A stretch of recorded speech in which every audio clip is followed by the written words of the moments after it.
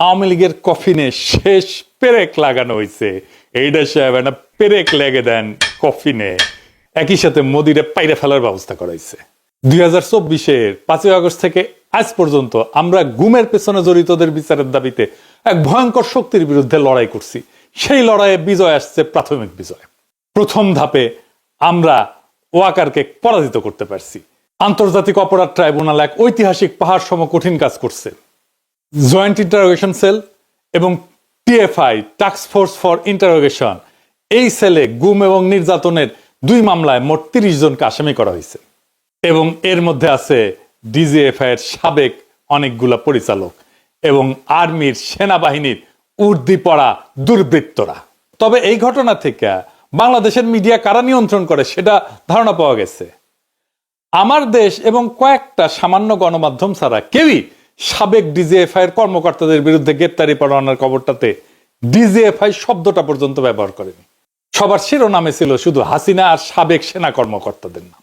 দেখেছেন, ডিজিএফআই এর নাম শুনলে কাপড় নষ্ট করে ফেলে। এই জেনারেল ওয়াকার গুম খুনে জড়িতদের রক্ষায় আগামী নির্বাচনে সহায়তার আশ্বাস দেয়া বিভিন্ন রাজনৈতিক দল এবং ব্যক্তিদের নানা প্রস্তাব দিয়ে আসতেছিলেন। এমনকি কিছু মানুষকে সামরিক এলাকায় পিএনজি করাইছে। পিএনজি মানে জানেন তো, পার্সোনা নন গ্রাটা, মানে এদের সেনানিবাসে ঢুকতে দেওয়া হবে না।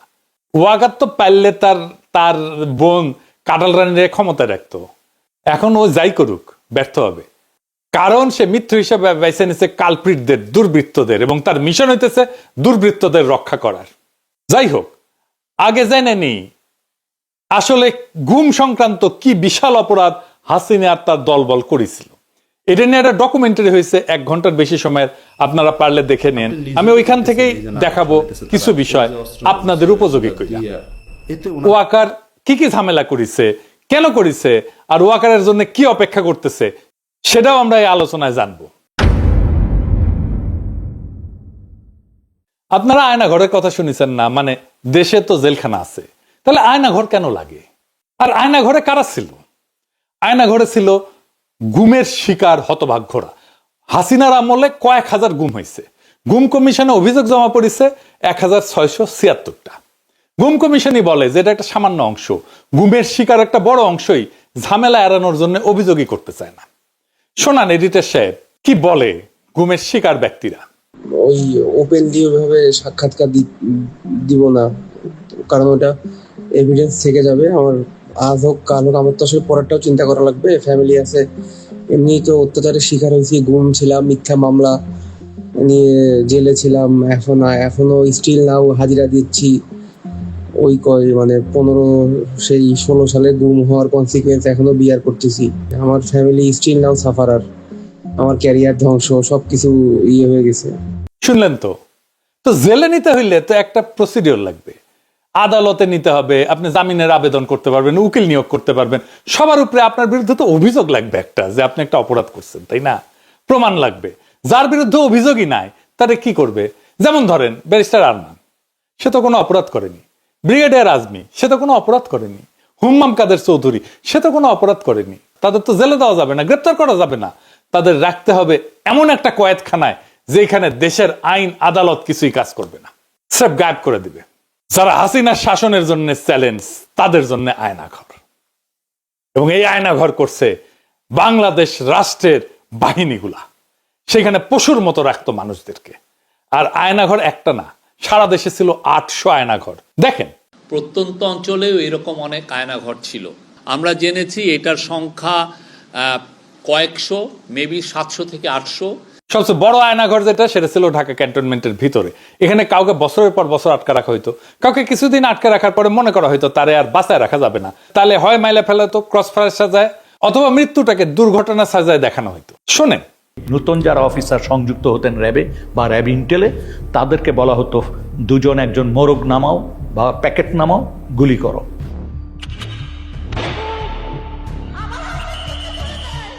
যখন ক্রসফায়ার বেশি সমস্যা হয়ে গেল আন্তর্জাতিকভাবে এবং জাতীয়ভাবে, যে এরা এটা নিতে পারতেছিল না আর এটা ক্রিটিসিজম, তখন ওরা বললো যে আরে আমরা বডি প্রডিউস করি কেন, নাই করে দিলি তো হয়, তাহলে তো কেউ বুঝবে না কি হয়েছে। তখন এটাই মুভ করলো ওরা। এটা একটা ডিসিশন ছিল। হাত পা বেঁধে চলন্ত ট্রেনের নিচে ফেলাই দেওয়া হইতো, বা বাস ট্রাকের নিচে। চিন্তা করেন, এমন অনেক মৃতদেহ পাওয়া গেছে যাদের ট্রেনে কাটা পড়ছে, চেনা যায় না, অজ্ঞাত। দেখেন, কি বিভৎস অবস্থা। এমন একজন বাইসা ফিরছে, গাড়ির নিচে ধাক্কা দিয়ে ফেলাই দিছিল, আল্লাহ বাঁচাই দিচ্ছেন। শোনেন তার মুখ থেকে। ওই আবদুল্লাহপুর আশুলিয়া রোড যেটা, সেখানে নিয়ে যায়। নিয়ে যাওয়ার পরে উনি অন্যদেরকে নেমে যেতে বলে। নামার পরে আমাকে যে কানে কানে বলতেছে, ভাইজান আমাকে ক্ষমা করে দিয়ে, দেখেন আপনাকে তো চলন্ত গাড়ির সামনে ফেলে দেওয়ার জন্য বলা হয়েছে। হঠাৎ করে মানে আমাকে ধাক্কা দেওয়া হলো এবং আমি খেয়াল করতেছিলাম যে গাড়ি শব্দ আসতেছে, তো আমি তো তখন ধরে নিয়েছি যে আমি শেষ, আমি পড়ে গেছি। পড়ে যাওয়ার পর মানে পড়ে যাওয়ার পরেও দেখতেছি যে আমি বেঁচে আছি। আমারে তুলে ধরে বলছে যে আপনি ভয় পাবেন না, আপনাকে তো আমরা রাস্তায় ফেলে দিয়েছি, কিন্তু গাড়িটা পাশ দিয়ে চলে গেছে। তবে আমি টের পাইছিলাম যে গাড়িটা যখন জোরে খুব রানিং এ আসতেছে, আবার যখন ফেলে দিবে ব্রেক শক্ত করে ধরে পাশ দিয়ে টা করে শব্দ হয়, যেটা ঠিক সেই শব্দটাই আমার কানে আসছে। এইভাবে অজ্ঞাত ব্যক্তির লাশ পাওয়া যেত ট্রেনে কাটা পড়া। রেলে কাটা পড়লে হয় কি, দায়ী কিন্তু কাটা মানুষ, কাটা পড়া মানুষ। বাংলাদেশের আইনে কারো দোষ হয় না, সেজন্যই ট্রেনের নিচে ফেলাই দিত। কাউকে ইনজেকশন দিয়ে অজ্ঞান করে ট্রেনের নিচে ফেলাই দিত, গাড়ির নিচে ফেলাই দিত। কি অবস্থা চিন্তা করেন। তো যদি ডেড বডি পাওয়া যেত তাহলে তো বিপদ। তখন তাদের নদীর মাঝখানে নিয়ে গুলি করে পেট চিরা কোমরে সিমেন্টের বস্তা বেঁধে ডুবাই দেওয়া হইতো। জিয়াউল হাসান নিজের হাতে এরকম মানুষকে মারছে। শুনেন স্বীকারোক্তি। যখন যাওয়া শুরু করলো, আমরা ইয়েতে যাওয়ার পরে উনি ডেস্টিনেশনটা আগে থেকে বলেন না কোথায় যাবো, তো বলতে সাউথের দিকে যাবো। তো যাওয়ার পরে তারপরে বললো যে স্লো ডাউন, দেখো স্লো ডাউন বললে তখন বুঝি যে এখন প্রক্রিয়া শুরু হবে। যখন কলের ভিতর দিকে তাকে তুলে নিয়ে আসে, সিমেন্টের বস্তা কিন্তু বাইরে থাকে স্যার, কলের মুখটা খুলে একজন করে তুলতেছে স্যার, সিমেন্টের বস্তা দিয়ে সে যেতে ফেলতেছে, পাথরে হচ্ছে হাঁটু বড় হয়েছে, হাঁটু বড় বড় হয়েছে। ব্রিজের পায়ের কাছে সিমেন্টের বস্তাটা থাকে, একদম কর্নারে রাখছে। সেকেন্ড ম্যান স্যার ফিলোটা দিয়েছে, ফিলোটা দিয়ে দেখছে সব। তাদের পছন্দের জায়গাটা হলো মাথা স্যার, মাথার এখানে বা এই পাশে বালিশ থেকে তারপরে একদম 6 রাউন্ড ফায়ার করে। 2 রাউন্ডটা ফায়ারের প্রয়োজনে কখনো যদি কখনো তার মনে হয়েছে কারো হাত কেঁপে গেছে, তখন উনি বলতেন সেন্সর। ঢাকায় সুন্দরবনের দস্যুদের কাছ থেকে উদ্ধার করে একটা ট্রলার ব্যবহার করা হইতো এই কাজে। এইটা সাহেব দেখান সেই স্বীকারোক্তি। দস্যুদের কাছ থেকে উদ্ধার করার ট্রলার, যেটা জেনারেল জিয়াউল হাসানের টিম এটা এনেছিল, এবং পরবর্তীতে আমরা জেনেছি যে জিয়াউল হাসানের প্রত্যক্ষ তত্ত্বাবধানে অনেক মানুষকে ওখানে নিয়ে যাওয়া হতো রাতের গভীর রাত্রে। এই জায়গাটা এবং বন্দিরা থাকতো বুঝছেন, এখানে এই ডেকের উপরে কোনো কোনো সময় তো ডেকের ভিতরে থাকে, এন্ড দেন অফিসাররা কারণ ডেকের ভিতরে না থাকলে দেখা গেলো মাঝে দেখে ফেলি, এরকম হবে। ওরা সবই এখানে বা কেউ এখানে থাকতো, এন্ড দেন এখানে এনে শুট করে এখান থেকে ফেলে দিবে। ওখান থেকে পেট ফাটতেছে ওখানে কুইক অ্যাকশন। তার হচ্ছে গিয়ে এখানে যাওয়ার পরে এই যে মানুষটাকে শোয়ালেন, যাওয়ার পরে বাঁধার পরে তারপরে আপনার গুলি করে ফেলা দেওয়া হয়। এদিকে বাঁধার রশিটা রেডি থাকে, ওইদিকে সিমেন্টের বস্তার সাথে রশি বাঁধা রেডি, যেমন রশি বাঁধার থেকে সিমেন্টের বস্তা খুলে না যায়। তারপরে বাকি রশিটা এখন এটা কোমরের সাথে দিয়ে বাঁধা সবচেয়ে সহজ।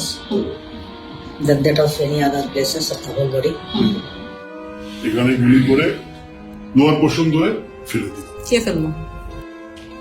জিয়া তো গুলি করলো, এখন জিয়েই ফেললো না সাথে আরো যে লোক ছিল তার কে ফেললো এটা আমার খেয়াল নাই, এখান থেকে করে ফেলে দিল। আবার কাউরে ইন্ডিয়া পাচার করা দেওয়া হইতো, যেমন সুখরঞ্জন বালিকে দেওয়া হয়েছিল, সালাউদ্দিন সাহেবকে দেওয়া হয়েছিল রাষ্ট্রীয়ভাবে। এইখানেই ধরা খাবে মোদি আর তার বাহিনী। এইসবের মধ্যে মূল ভূমিকা পালন করছে সেনাবাহিনীর কর্মকর্তারা। ওইখানে নিয়ে 2টা লোক আইছিল হুমরাই করে, বললো তোর পার করে দেব, তারপরে তুই ওই জায়গায় কতদিন থাকবি, আবার আমরা তো আবার ব্যাগ নিয়ে আসবো। ওরা আবার ওই দেশ থেকে কারা যেন আসছে স্যার, আপনার ওদের ইন্ডিয়ানরা আসছে, ওরা 2জনকে দিল, আমরা 2জনকে দিলাম। মানে ওরা 2জন বন্দীকে দিল, আপনাদের বন্দী 2জনকে ওদেরকে দিয়ে দিল, যাদেরকে হ্যান্ড ওভার করলো ওদেরকে নিয়ে আবার কি করলেন? ওদেরকে নিয়ে স্যার রাস্তায় 2জনকে স্যার ক্রস ফায়ার দিয়ে ফ্লাই দিয়ে আসছে। দুর্বৃত্ত কর্মকর্তারা শুধু একটা প্রমোশন, কিছু টাকা পয়সা, কিছু ক্ষমতা, এটার লোভে এইভাবে খুনি হয়ে উঠছিল তারা, তাদের সৈনিক বৃত্তিকে তারা জলাঞ্জলি দিছিল। তারা সৈনিক ছিল না, তারা এখনো সৈনিক না, সেনাবাহিনী এদেরকে পালতে পারে না। আজকে ওয়াকার বলে সেনাবাহিনীর মরাল নষ্ট হবে, ও তো সেনাই না, ওই তো সৈনিকই না, মরাল কিসের নষ্ট হবে? ওরা রাখলেই তো সেনাবাহিনীর মরাল নষ্ট হবে। ঢাকার আয়নাঘর ছিল ডিজিএফ এর আন্ডারে, ক্যান্টনমেন্টের মধ্যে। র্যাবের সেনা কর্মকর্তারা এই গুম আর খুনের কাজগুলো করছে, এদের বিরুদ্ধে গ্রেপ্তারি পরোয়ানা জারি করা হয়েছে, সকল প্রমাণ জোগাড় করে মামলা করা হয়েছে। এইটায় ওয়াকারের পুচ্ছে আগুন ধরে গেছে এখন। কেন? কারণ ওয়াকার জানে এইভাবে ধরতে ধরতে ধরতে ধরতে ধরতে তার ফাঁসি কা ফান্ডা আসতেছে, ওর গলা তো ফাঁসির ধরি জ্বলবে। সে নিজেও তো 2024 জুলাই আগস্টে ছাত্র জনতার বিক্ষোভের বিরুদ্ধে সেনা নামাইছিল, তারা গুলিও করছে, মানুষও মারছে। এর দায় তো ওয়াকারের। সৈনিক আর জুনিয়র অফিসাররা গুলি চালাইতে অস্বীকার করার জন্যই ওয়াকার তার আপারে বাঁচাইতে পারে নাই। এতে ওয়াকারের বিন্দু মাত্র কোনো ক্রেডিট নাই। এই ওয়াকার আয়না ঘরের সব এভিডেন্স নষ্ট করে ফেলছে। এভিডেন্স নষ্ট করা আর একটা অপরাধ। ক্যান্টনমেন্টের এলাকার মধ্যে যদি এভিডেন্স নষ্ট করা হয় আয়না ঘরে, কার সেটা দায়িত্বে পড়ে? তার জিম্মায় থাকা জেনারেল মুজিব পালাই যেতে দিচ্ছে, তারা গ্রেপ্তার করা হয়েছিল, রাখা হয়েছে ক্যান্টনমেন্টে, পালাই গেছে। কার দায় তাহলে? এই মুজিবের নামে ওয়ারেন্ট বাড়াইছে, এখন আশ্রয় দিচ্ছে পুলিশ আর আওয়ামী লীগের নেতা কর্মীদের ক্যান্টনমেন্ট গুলোতে, তাদের পালাইতে সাহায্য করছে। আরাফাতকে তো পালাইতে সাহায্য করছে ওয়াকার। আরাফাত ধরা পড়েছিল, নিউজ বাড়াইছিল, কেমনে পলাইলো? তারপরে আয়নাঘর ভিজিট করতে দিবে না ওয়াকার প্রফেসর ইউনুসকে, বাধ্য হইয়া দিছে। এই যে জেনারেল আকবর, যার নামে আজকে ওয়ারেন্ট বাড়িয়েছে, সে গুম কমিশনে স্বীকার করছে, সাক্ষ্য দিছে, তাকেও পালাইয়া যাইতে দেওয়া হয়েছে। দেখান এডিটর সাহেব তার সাক্ষ্য দেখান। এই প্রসেসের পিকে প্রাইম মিনিস্টার্স অফিস, অনেক সময় ওনার পক্ষ থেকে ডিফেন্স অ্যাডভাইজার ছিল, তো উনিও মাঝে মাঝে ইন্টারফেয়ার করতেন, কথা বলতেন, আদেশ নির্দেশও দিতেন।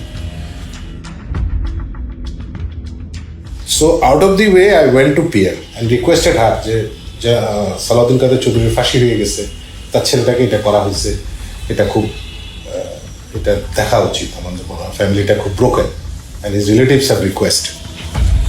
আমি নিজে প্রিয়ামকে বলেছি, আমার সাথে মানে আমি 2 বার ওনাকে বলেছি, এটা আমার নিশ্চিত মনে আছে। এবং ছেড়ে দিব না, ছেড়ে দিব না, মানে আমি দেখি কি করা যায়। অ্যাডভাইজারকে তুমি বলছো, আমি বলছি। এবং ওনার কি ক্ষমতা ছিল তখন ওটাকে সমাধান করার? অর্থাৎ ধরেন উনি চাইলে কেউ বের করে দিতে পারতো? পিএম চাইলে হবে না, মানে এটা যা চাইবে তাই হবে। এইটাই তো প্রথম গ্রেপ্তারি পরোয়ানা না, এর আগেও গ্রেপ্তারি পরোয়ানা হয়েছে সেনা অফিসারদের বিরুদ্ধে, কাউরে গ্রেপ্তার করতে দেয় নাই ওয়াকার। সে বলে এতে সেনাবাহিনীর মরাল নষ্ট হবে। যুক্তির মায়েরে বাপ, নিজেরা নিজেদের সৈনিক বৃত্তিকে কলঙ্কিত করছে, নিজেকে নিছক একজন ঠান্ডা মাথার খুনি বানাইছে, তাতে মরাল নষ্ট হয় না। ক্যান্টনমেন্টের মধ্যে আয়না ঘর বানায় রাখলে মরাল নষ্ট হয় না। মোটা আজিজকে শেখ হাসিনার বডিগার্ডের ভাই কোটায় আর মোটা ওয়াকারকে জামাই কোটায় সেনা প্রধান বানাইলে মরাল নষ্ট হয় না।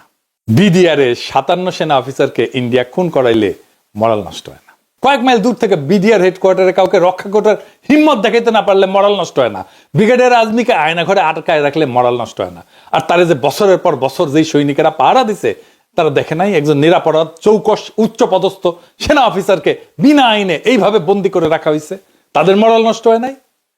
তারা কথা বলে না এটা নিয়ে তার পরিবারের সাথে, তার বন্ধু বান্ধবদের সাথে, তার কলিগদের সাথে?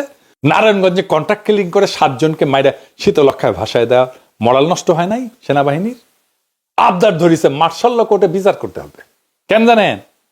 মার্শাল আইনে গুম কোনো অপরাধ না, তাই মার্শাল কোর্টে বিচার করলে সবাই খালাস পেয়ে যাবে। চিকনা বুদ্ধি আছে ওয়াকারের, শুধু বুড়ি মোটা না, মাথার বুদ্ধিও চিকনা আছে। কর্নেল ফারুক, মেজর ডালিমকে মার্শাল কোর্টে বিচার করা হয়েছিল। অপরাধ করলে বিচার হবে বাংলাদেশের আইনে। গত 15 বছরে সেনাবাহিনীর মরালকে ঘুমাইতেছিল। ওয়াকার জানে কই তার বিপদ, তাই সে আমাদের পিছে তার কুত্তা আর পোত বালকদের লাগাই দিছিল। এক পোত বালক তো তার হিরো বানায় আল জাজিরায় স্টোরি করেছে, আর আরেক পোত বালকের সাক্ষাৎকার দেয় ওয়াকার। এক সময় তো ওয়াকারে নিয়ে কিছু কয় যেত না, টেকা পয়সা ছড়ায়, বট বাহিনী লাগায়, এইসব পোত বালকদের দিয়ে ক্যাম্পেইন করায় নিজের বিপ্লবের হিরো বানায় ফেলেছিল। থাইল্যান্ডে গেছিল এই 2 পোত বালক একই টাইমে পেমেন্ট আনতে গেছিল কিনা কে জানে, জিগান। আমি শুনেছি ডিজিএফআই পেমেন্ট দিছে থাইল্যান্ডে নিয়ে যায়, তবে ওইটাই লাস্ট পেমেন্ট। ডিজিএফআই ওই ফান্ড জয় বাংলা হয়ে গেছে। এটা সিম্পল লজিক বা যুক্তি বুঝেন। হাসিনা বা আওয়ামী লীগ যদি একজনের বিরুদ্ধে প্রতিশোধ নিতে চায়, তাহলে সেটা কে কে হবে? তালিকা করলে আমার নাম তো 1 থেকে 5 নম্বরের মধ্যে থাকবে। হাসিনা নিজে আমার নাম কইছে না, একবার না 2বার কইছে। সে আমার মাইরা ফেলাইতে বলছে, তার বক্তব্যে বলছে না শ্বশুর বাড়ি পাঠায় দিতে। আর ওদিকে সেই কি পিনাক ভট্টাচার্য, ও কিন্তু ভট্টাচার্য না, ও কিন্তু হিন্দু থেকে মুসলমান হয়েছে। ও একদম জামাত ইসলামের নেতার মেয়েকে বিয়ে করেছে। ও এখন ও ভট্টাচার্য লেখে কিভাবে? ও তো ধর্মান্তর হয়ে গেছে। এটা তো কোনো আশা নাই, কোনো মিডিয়াতে জানতে হবে তাই সোর্সটা না কেন, ওর শ্বশুর বাড়ি তো মানুষই যতদূর সম্ভব বোধহয় ত্রিশাল বা টাঙ্গাইলে না,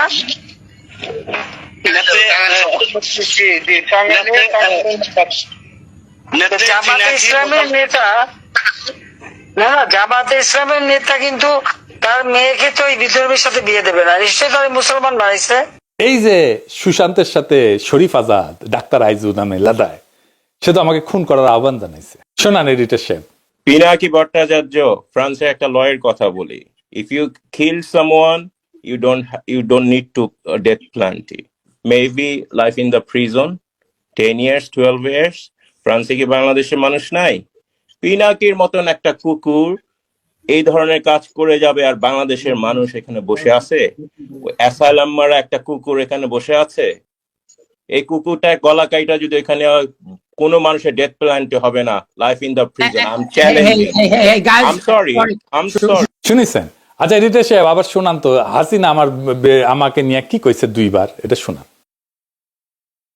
মাননীয় আমরা সব জানি এবং আমরা যত কিছু করার আমরা তার বিরুদ্ধে ব্যবস্থা করবো, আমরা তার বিরুদ্ধে ব্যবস্থা করবো। আমরা আওয়ামী লীগ তো আমার বিরুদ্ধে মিছিল করে প্যারিসে আইসা।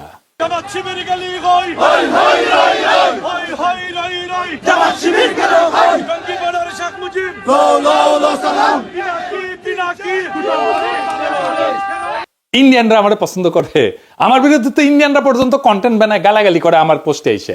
দেখেন তো, নাস্তিক যেগুলো আছে সব কয়টা তো আমার গেলায়, তাই না? বাম যেগুলো আছে সেগুলো তো আমার গেলায়, তাই না? তো তাইলে বাম, ইন্ডিয়া, আওয়ামী লীগ, হাসিনা, নাস্তিক, এই যে গ্র্যান্ড একটা অ্যালায়েন্স, এইগুলো তো আমার শত্রু ঘোষণা করছে। তার মানে আমি গ্রেটার আওয়ামী ইন্ডিয়া যে শক্তি, তার বিরুদ্ধে দাঁড়ায় ফাইট করি। আমার চাইতে বড় অ্যান্টি আওয়ামী আর ভারতীয় আগ্রাসন বিরোধী ভয়েস কয়টা আছে? সারা দুনিয়ায় ভারতীয় পণ্য বয়কট আন্দোলন করেছি, সাকসেসফুল আন্দোলন করেছি। তার মানে আমার পিছে যারা লাগে তাদের ফুয়েল কই থেকে আসে এটা বুঝে না। এবার সব কয়টা ইন্ডিয়ান লেসপেন্সার, এদের মিশন আমারে থামায় দেওয়া, পারে নাই? হ্যাঁ, পারবেও না ইনশাল্লাহ। কারো রাজনীতিটা পরিষ্কার থাকলে তারা থামানো যায় না, এটা তো সহজ কাজ না। যাই হোক, এই ওয়াকার আওয়ামী লীগরে মাঠে নামাইছে, তো সেনাবাহিনী একটা আওয়ামী লীগরে ধরছে, এটাও ধরে নাই। আওয়ামী লীগের মিছিলের পাশ দিয়ে আর্মির গাড়ি যায়, ভিডিও আছে। সেনাবাহিনী প্রেস কনফারেন্স করে, সেখানে হাসিনার গোয়াচাটা সাংবাদিকরা প্রশ্ন করে, বিদেশ থেকে ইউটিউবাররা সেনাবাহিনীর বিরুদ্ধে বিষোদ্গার করে, আপনারা কি করতেছেন? আমি বলে দিই উত্তরে, সাংবাদিকের বাচ্চা বালডা করবে আমাদের। আর সেনা অফিসার যে উত্তর দেয়, গাইগিলকেরা উত্তর দেয়, আপনারে কইতেছি এইসব প্রশ্নের বালসালের উত্তর দেবেন না। ওই সাংবাদিক তো কখনো প্রশ্ন করলো না হার্পিক মজুমদার যে অস্ত্র হাতে যুদ্ধ করার কথা কইলো রাশিয়ার বিরুদ্ধে, এই ব্যাপারে সেনাবাহিনীর মতামত কি? জানেন না এই হার্পিক যে অস্ত্র ধরে যুদ্ধের কথা বলছে? একবার না একাধিকবার বলছে। আজ শোনেন একটা। আমি আবারও আপনাকে বলি যে সশস্ত্র সংগ্রাম, গেরিলা প্রস্তুতি, এগুলো আমাদের জন্য জরুরি এবং সেটা আমাদেরকে ভাবা শুরু করা উচিত। আমি মনে করি বাংলাদেশ আওয়ামী লীগের এসব পুতু রাজনীতি করার সুযোগ নাই। আমরা দেখব যদি ভালোই কাজ হয় হবে, কিন্তু দেশ যদি এইভাবে পাকিস্তানের দিকে চলে যেতে থাকে, সশস্ত্র সংগ্রাম এবং আমাদেরকে এই গেরিলা সংগ্রাম বা আরেকটা মুক্তিযুদ্ধ ছাড়া আমাদের কোনো রাস্তা নাই। আমার কথা স্পষ্ট, কোনো রাগঢাক নাই এবং অস্ত্র হাতে যুদ্ধ ছাড়া আমি অন্তত পক্ষে কোনো উপায় দেখি না, এবং সেটা আমরা করব। কইছেন এটা নিয়ে সাংঘাতিক হাসিনার গোয়াচাটা সাংঘাতিক। ওয়াকারের এখন একটাই চিন্তা, যেন বিচারের মুখোমুখি হইতে না হয়। তো ফাইনালি ওয়াকার কি করছে সেটা দেখি। এই জেনারেল পর্যায়ে শীর্ষ দুর্বৃত্ত কর্মকর্তাদের বিরুদ্ধে মামলা করায় খুবই গোসা করিছে জেনারেলরা, পেটমোটা জেনারেলরা। সেনাবাহিনীর টপ অফিসাররা জরুরি সম্মেলন বসছে আজকে যখন রেকর্ড করেছি। ওয়াকার সহ 56 জন জেনারেল এই যে আইসিটি যে আদেশটা করছে, যে আদেশ জারি করছে, তীব্র প্রতিবাদ জানাইছে। পরিস্থিতি অন্যদিকে মোড় নিতে পারে। প্রাক্তন সেনা প্রধানদের আর্মি হেডকোয়ার্টারে ডাকা হবে জানা গেছে, এবং প্রাক্তন সেনা প্রধানরা কেউ যাবেন না ওইখানে। এবং এটা নিয়ে যদি কিছু করতে চায় ওয়াকার, তবে প্রফেসর ইউনূসকে আমি বলবো জরুরি ভিত্তিতে দেশবাসীকে অবহিত করার জন্য। ওয়াকার সেনাবাহিনী ইনস্টিটিউটটার এই খুনি জেনারেলদের রক্ষায় নামাবে, এই তার খায়েশ। সে মনে করে তাইলে আসলে সেও রক্ষা পাবে। আমি আজকে কয়ে দিলাম, সেনাবাহিনী এটা করতে গেলে ধ্বংস হয়ে যাবে। এই গুম যারা করছে তাদের সন্তানদের কান্না শোনেন নাই? এডিটর সাহেব শোনান।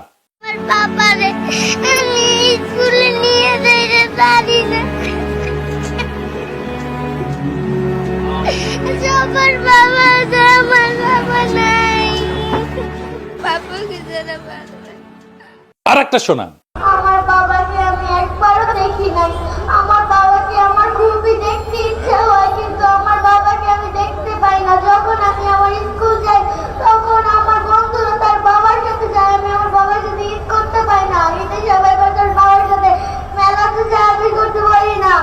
সবাই সবার বাবার সাথে মার্কেটে যায়, জামা কিনতে, তা আমি পারি না। কেন? সরকারের কাছে আমার একটাই দাবি, আমার বাবাকে ফিরিয়ে দেন। আমি আমার বাবাকে দেখতে চাই। আমার বাবা ছাড়া আমার ভালো লাগে না, আমি আমার বাবাকে দেখতে চাই।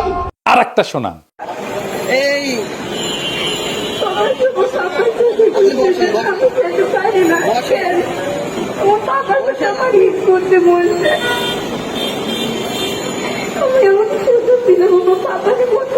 গুমের শিকার সেই হতভাগ্য পরিবারদের অসহায় এতিম সন্তানদের শপথ, সব কয়টারে ফাঁসিতে ঝুলানো হবে, কাউকে ছাড়া হবে না। এই ভয়ানক আওয়ামী লীগ সংগঠনের সাথে যারা আছে তাদের একটাকেও ছাড়া হবে না। এই কান্নার কাফারা আমরা আদায় করে ছাড়বো একদিন না একদিন। ইনকিলাব জিন্দাবাদ।